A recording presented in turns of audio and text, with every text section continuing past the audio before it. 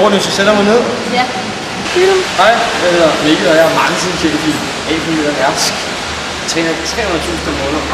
Hvor er jeg heller? Jeg hedder Kaline, jeg er advokat, og jeg tjener 250.000 kroner om måneden.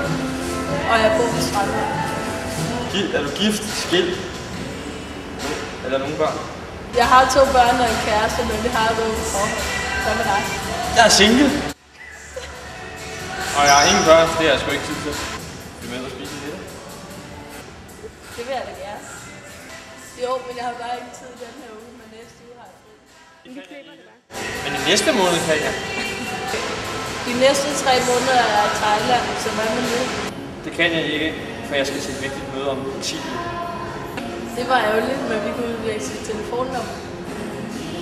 Mit nummer er 42 78 76. Okay, jeg ringer til dig.